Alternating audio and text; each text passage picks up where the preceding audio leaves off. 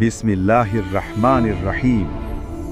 সৃষ্টির শুরুতে আল্লাহ তাআলা যখন আসমান, জমিন, ফেরেশতা ও জিন সৃষ্টি করলেন, তখন জিনদের মধ্য থেকে একজন ছিল অসাধারণ ইবাদতকারী।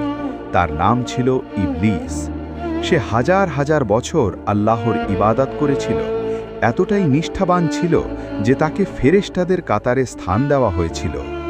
কিন্তু ইবলিসের ভেতরে লুকিয়েছিল একটি ভয়ঙ্কর রোগ, অহংকার। হযরত আদম আলাইহিসসালামের সৃষ্টি।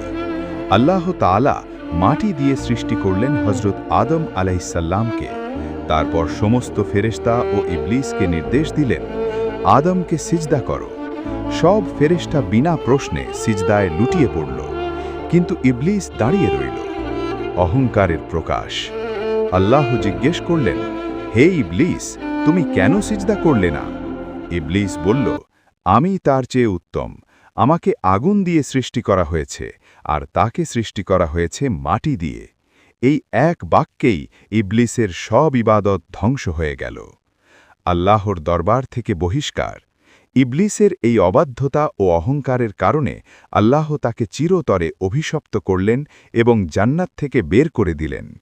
কিন্তু ইবলিস তখনও অনুতপ্ত হল না, বরং সে আল্লাহর কাছে সময় চাইল, কিয়ামত পর্যন্ত। তারপর সে ঘোষণা করল, আমি মানুষকে সরল পথ থেকে বিচ্যুত করব, সামনে, পেছনে, ডানে ও বামে থেকে আক্রমণ করব। আল্লাহর ন্যায় বিচার। আল্লাহ তাআলা বললেন, তুমি যাদের বিভ্রান্ত করবে তারা তোমার অনুসারী হবে, কিন্তু আমার বান্দাদের ওপর তোমার কোনো ক্ষমতা থাকবে না। আমাদের জন্য শিক্ষা। এই ঘটনাটি আমাদের শেখায়, অহংকার সবচেয়ে বড় ধ্বংসকারী গুনাহ। বেশি ইবাদত করলেই জান্নাত নিশ্চিত নয়, নিয়ত ও বিনয় দরকার।